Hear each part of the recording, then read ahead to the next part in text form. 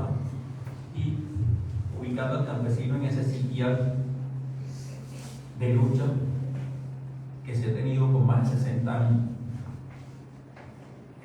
Igual acá, las personas que son un poco mayores que yo pueden corroborar eso.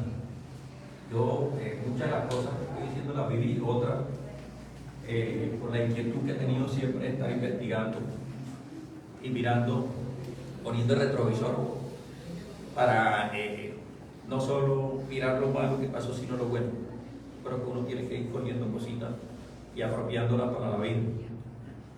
Y hay escenarios que nos permiten eso, que nos permiten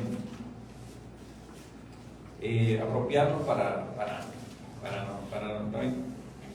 En este momento, el campesino, siendo un sujeto importante para las esferas de la sociedad, no tenía un reconocimiento. Solo hasta el 5 de junio del año 2023, a través del acto legislativo número 1, se reconoció al campesino como sujeto de especial protección. Entonces, desde la Constitución del 91 empezó la lucha cuando hicieron el reconocimiento de los pueblos afro, de los indígenas, pero el campesinado estaba allí. Entonces, en este momento ya por lo menos tenemos un reconocimiento que podemos hacer valer. Y siempre hay un estigma sobre el campesino, sobre todo acá en el municipio de Oveja. Todos el que eran campesinos, todos el que eran de aquí a la salida va hacia allá, o de acá hacia allá, eran guerrilleros. Teníamos ese estigma de que por la lucha que traíamos y de la lucha que traíamos nos convertía en guerrilleros. Y resulta que antes de que estos grupos armados, llámese guerrillas, llámese paramilitares, tuvieran el territorio campesino, ya llevaban décadas aceptados en el territorio, ya era campesino. Y también vea ustedes que esta guerra que vino no fue una guerra que nosotros creamos, no era de nosotros. Eso fue alguien de afuera que vino y sembró esa guerra en nuestro municipio, en nuestras comunidades. Entonces, desarraigar eso no fue de nosotros, eso fue algo que ellos quisieron arraigar, quisieron sembrar lo que se quedara allí, crear esa cultura violenta. Yo creo que las comunidades de nosotros por naturaleza son comunidades de paz, nunca han sido violentas. Es como reflexión a los jueces, yo creo que hay que investigar todo este tema positivo y lo hay, llevarlo allí siempre en la mente. El tema del calor humano, el tema solidario que se manejaba mucho. Antiguamente nosotros no pagábamos jornadas de trabajo, sino que se hacían cuadrillas, se llamaban días prestados. Entonces, no, el señor Antonio quiere hacer una hectárea, pero todavía vemos 10 y hacemos hoy la de mañana la de otro. Y era un tema que funcionaba. Hoy en día uno tiene que salir a repagar un jornalero y no se consigue. Eso está bastante difícil. Porque esa degradación del conflicto dejó una cantidad de vicios que tenemos que empezar a erradicar y buscar nuevamente lo que nos funcionó en el pasado. Y ahora nos puede funcionar con mayor razón porque tenemos más medios tecnológicos, tenemos más conocimiento, y así como nosotros hemos adquirido conocimiento, ustedes también tienen que adquirir ese conocimiento para seguir defendiendo esta causa que es mía, pero que también es de ustedes. Es por eso la emoción de tener un grupo joven, porque si hay 50 con 20 que apropien y vayan inquietos aquí, ya nosotros tenemos una ganancia que no teníamos antes.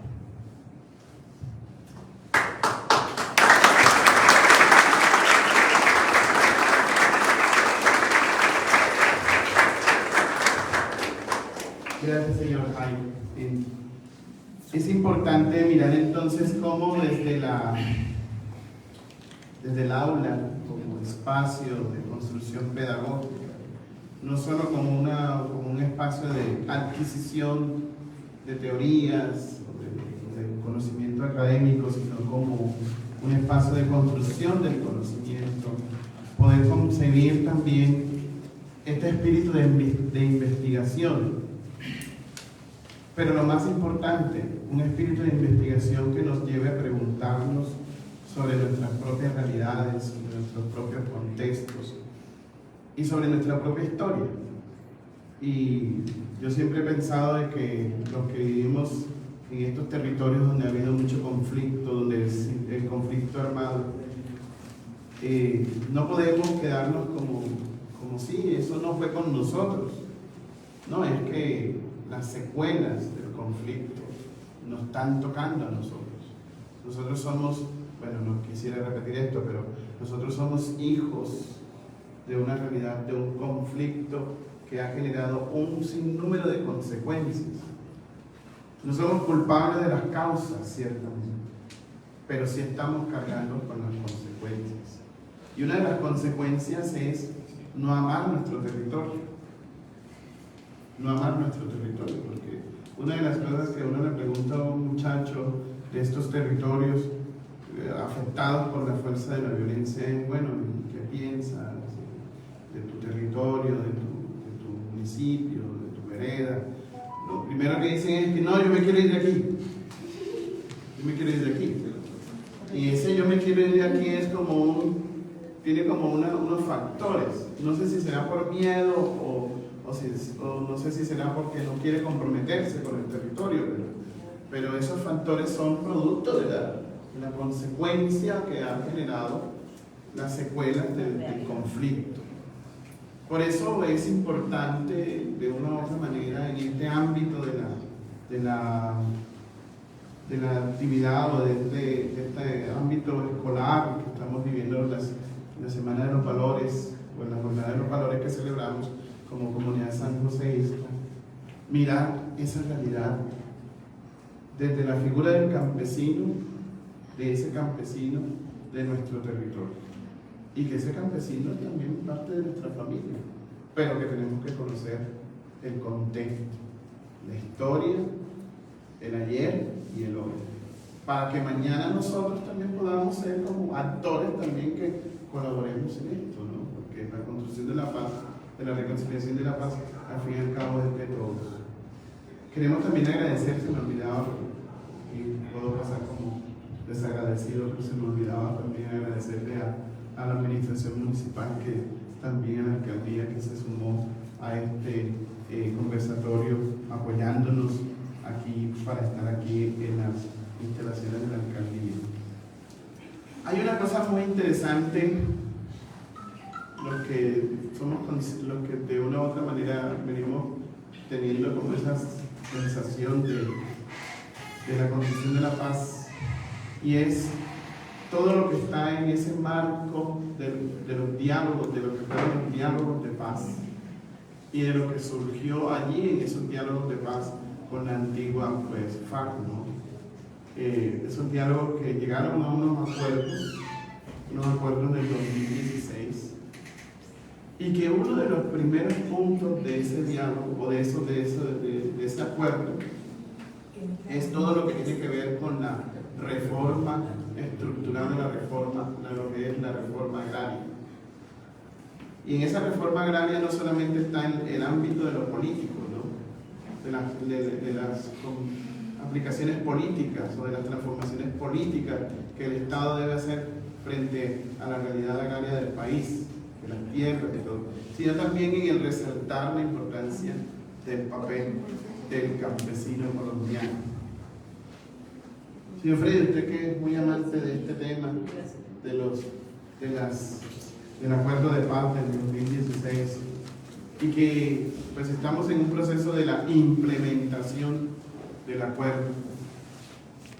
¿Cómo ve usted ciertamente los avances de esta implementación en lo que respecta al tema de la reforma agraria? o de los retrocesos que hemos tenido, porque si uno, en un encuentro que estuvimos los dos en Bogotá, nos daban el análisis sobre cómo iba la implementación del acuerdo, y casi el acuerdo está casi muy, no hay ni siquiera ni el 25% de la implementación, y ya ha pasado desde el 2016 a 2024, mucho tiempo. Entonces, ¿cómo ven ustedes frente a la figura del campesino y qué afectación tiene eso al campesino montevideano de nuestro territorio? Buenos días. Agradecer a Gregorio, a la institución educativa de San José, a los compañeros y sobre todo a la mujer presente. Pues bueno, tratar de conversar sobre este tema que es tan importante. Uno de los grandes problemas que hemos tenido los colombianos es que en el desarrollo de nuestra sociedad nunca se solucionó el problema agrario. La historia nos dice que hay tres formas como han solucionado el programa agrario europeo, los problemas agrarios europeos, los gringos y en otras partes del país, en América Latina, en Asia, etc. Uno es la vía de la modernización del campo. En Europa, a veces la tecnología llama la vía de la terrateniente, la vía latifundiista. Eso funcionó allá. Allá no necesitaron repartir tierra, sino que los grandes hacendados transformaron sus fincas, sus sacos, para producir de manera mecanizada, de manera tecnificada el campo. Llevaron la tecnología al campo. ¿Por qué es importante el campo? ¿Por qué es importante la ruralidad nuestra? Los economistas dicen que ese es el sector primario de la economía. ¿Por qué el sector primario de la economía? Porque es el que produce la materia prima que se transforma en la industria nacional. Entonces, si el campo no produce, no tenemos materia prima para producir, para transformar, para agregar valor. ¿Cierto? Por un lado. Y por el otro lado es importante el campo, sobre todo los campesinos, porque la comida que llega a la mesa de los que habitamos en las grandes ciudades la producen los campesinos. La alimentación. Eso es importante. Entonces, allá en Europa hicieron esa transformación por esa vía. Se llama la vía latifundista, la vía del mismo terrateniente, la vía de la modernización directa por los medios de la tierra. La segunda vía la que nos inventaron los gringos, la vía farmer, de las pequeñas granjas productoras. Farmer, la vía farmer. Los gringos no tienen grandes propiedades de tierra. En un terreno pequeño producen todo lo que tú quieras.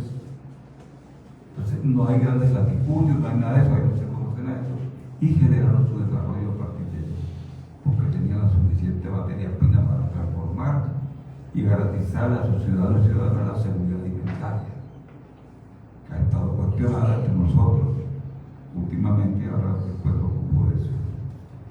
Y la otra vía se han utilizado en otros países en la vía campesina, y que aquí se trató de implementar a través de la luz. Se organizaron a los campesinos para que se movilicen y ellos presionen la redistribución de tierra internamente. Y aquí hablamos de la tierra para quien la trabaja, la luz, ¿cierto?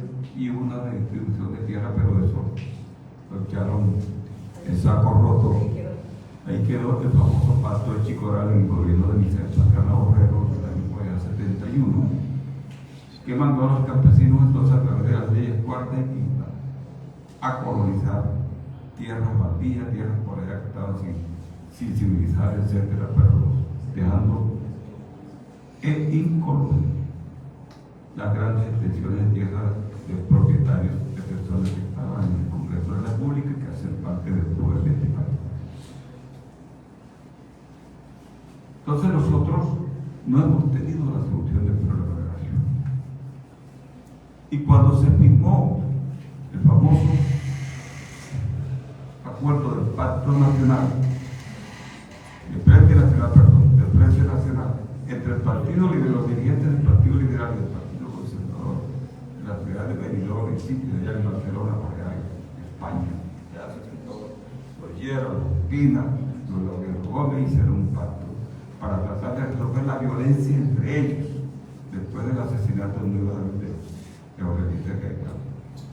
Eso fue un pacto para distribuirse el poder político, para alternarse en el poder, pero no para distribuir tierras, no para hacer la reforma agraria, no para resolver los problemas del bienestar de la gran mayoría del país. Eso lo dejaron quieto. Entonces los pequeños, los grandes reductos campesinos, las autodefensas que en ese momento liberales, los pequeños reductos liberales terminaron organizándose, ¿cierto?, con un programa agrario, y de allí surge en el año 64 lo que se conoció como la Fuerza Armada Revolucionaria de Colombia, liderada por Manuel Barona Vélez y otros dirigentes, etc.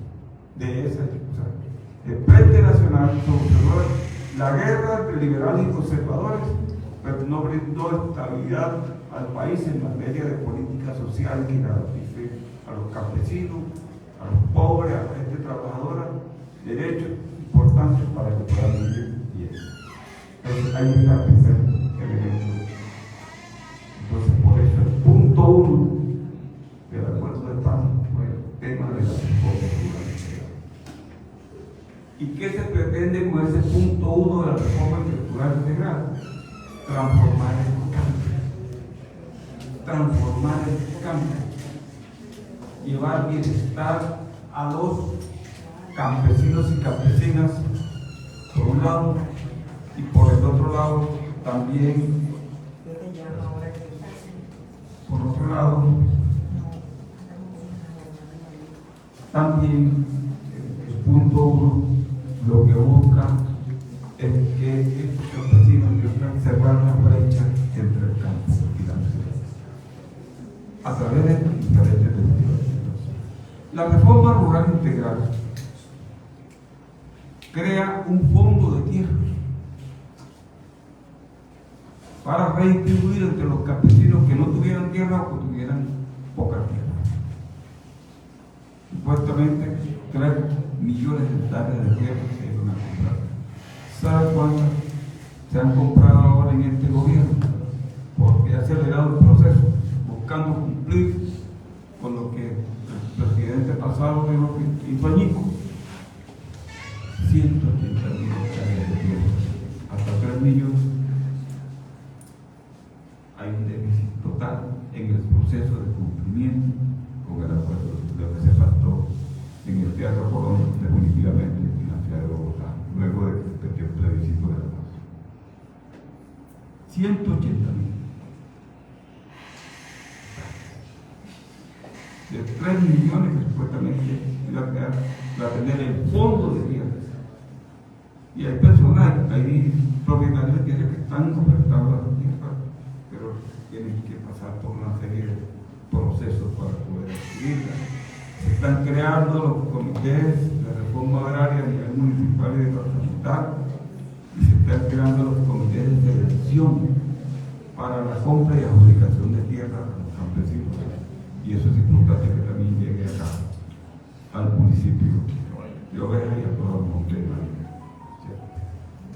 Bien, también el punto 1, crear el fondo que es el catastro multipropósito, todo esto para que los dueños de tierra paguen impuestos, para que se delimitan las propiedades, etcétera, etcétera. Crea una serie de propuestas para llevar tecnología a la producción agrícola, crear canales de drenaje, sistemas de riego, tecnología, y también unas políticas sociales en materia de vivienda, en materia de agua potable, en materia de salud, en materia de educación para los habitantes del campo. El 25% de la población colombiana está en el campo. Y fíjense ustedes, hay 3 millones, según 3 millones de jóvenes que habitan el campo colombiano. a pesar de todo. Lo que pasa es que hay una estigmatización, dice, no, para que la gente no le dé importancia al campo, no, el campo se acabó, el campo salió.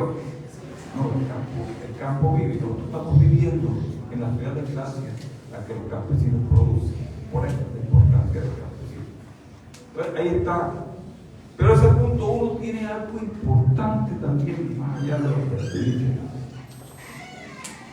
que nos convoca a una nueva planificación participativa del desarrollo en el campo, y son los famosos PDT, los planes de desarrollo con enfoque territorial.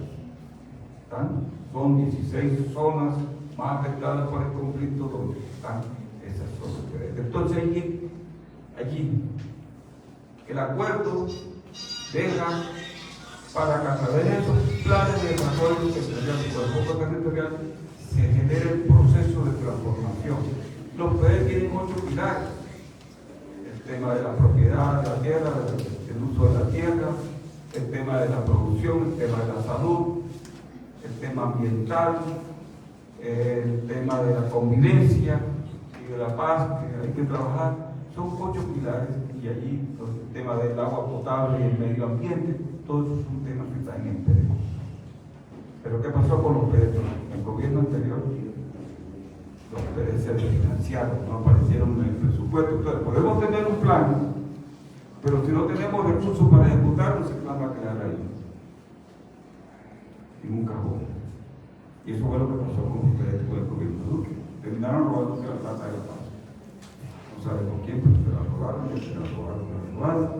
y los PDT no han avanzado mucho. Hay poca ejecución. Aquí hay, creo que 2.100 iniciativas. Son 2.100 iniciativas en el PD de Monte de María para los 15 municipios. Y a nivel nacional hay 33.000 iniciativas de los 16 PD que existen. Este es importante, el PD es importante porque está la nueva infraestructura, las vías, la infraestructura de agua potable y saneamiento básico para los campesinos, para transformar el campo, para cerrar la brecha, sobre todo en las zonas más afectadas por el conflicto armado. Ese punto 1 tiene cosas claras, precisas, pero no se ha avanzado. En el tema de la extinción de dominio, que a los narcotraficantes se ha avanzado un poco, pero en el tema de la restitución es donde vamos mal. Hay 6.1 millones de hectáreas despojadas, según las estadísticas que se tienen, y solo se han podido restituir 68.000 hectáreas de tierra en lo que va, desde que se explicó el acuerdo en el 2016. Entonces, fíjense ustedes cómo están las cosas. ¿Cuál es el problema? Que la ley 1448, ley de víctimas y restitución de tierra, no contiene un mecanismo administrativo para resolver los problemas, adjudicar las tierras a los campesinos, para resolver los problemas cuando no existe una contraparte. Me explico. Yo estoy exigiendo que me restituyan mi propiedad, me despojaron, pero no existe, el despojador no quiere, o el dueño no aparece, porque no quiere aparecer como despojador. Pero está, como no existe la contraparte, personas que tienen ese proceso está allí, el 52% de los procesos están allí estancados, porque la ley 1448 no contempló que a través de un decreto, cuando no exista una contraparte o a través de un acto administrativo, se pudiera adjudicar las tierras, restituir las tierras a las personas que están reclamantes de esos bienes. Entonces, allí también hay un vacío que se está tratando de resolver, porque afortunadamente, y entro por lo que decía un poco Jairo, allí es que ya se aprobó la jurisdicción agraria. Eso significa que resuelve todas esas problemáticas que tienen que ver con la propiedad de la tierra en el campo. Hay una jurisdicción. Nosotros tenemos una jurisdicción extraordinaria, que es la jurisdicción de la Corte Suprema, donde están todos los juzgados, las leyes penales, etcétera, etcétera. Tenemos una jurisdicción especial para la paz. Los militares tienen una jurisdicción también militar, que son las especiales en las que existen, y ahora existe una jurisdicción agraria. Pero hace falta que se apruebe en el Congreso de la República y circulase la ley ordinaria que de alguna manera nos diga a nosotros cómo vamos a ver esa jurisdicción y a la parte concretista, que fue una reforma constitucional, así como fue una reforma constitucional que se declarara al campesino sujeto especial de derechos, porque el constituyente del 91 metió a las víctimas, perdón, a las víctimas no, metió a las etnias, metió a los niños, niñas, adolescentes y jóvenes, a las personas en discapacidad, al adulto mayor, a la población que se metió después LGTBI más, pero no entre los campesinos. Ahora en los planes de desarrollo, los planes de desarrollo aquí hoy, en esa materia le toca diferenciar también la política específica y clara para los campesinos, como sujeto especial de agricultura. Eso es importante porque desarrollo se planifica cada 4 años un plan de desarrollo nuevo y ustedes tienen que saber qué es lo que hay en ese plan de desarrollo, no solo para ustedes, para los jóvenes, sino también para los que producen en el campo. Entonces, desde ese punto de vista, la reforma rural integral no avanza. Hay una ley ya también de reforma, pero la ley de reforma agraria no se ha aprobado profundamente. Estamos trabajando con la 160 todavía.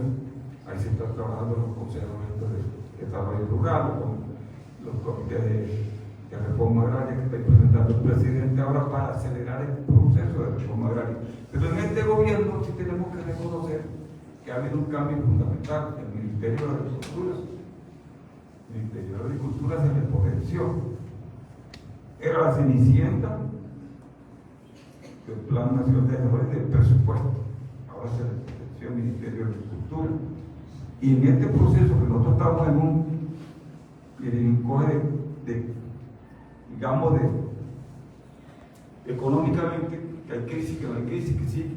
Ahora recientemente acaban de sacar una información de que dice que la economía nuestra creció en 3.7% por encima de lo que creció en este mismo periodo del año pasado. Y eso es satisfactorio, pero ¿quiénes fueron los factores, los sectores dinámicos? La agricultura. Este es el sector primario, dicen los economistas, que produce la materia de la agricultura.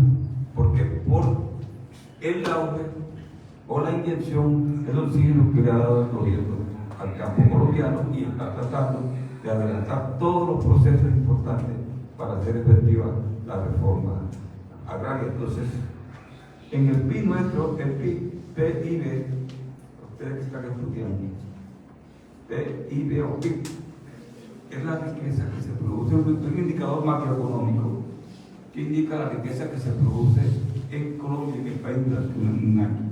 Entonces, ahí vamos, ahí se mide la riqueza, si estamos produciendo suficientemente para vivir, para convivir, etc.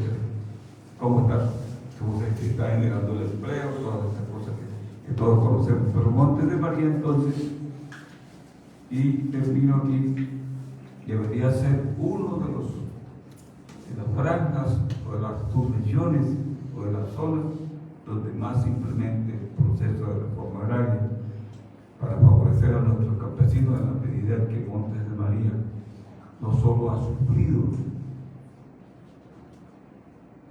toda la violencia que se ha reconocido, que ha habido más de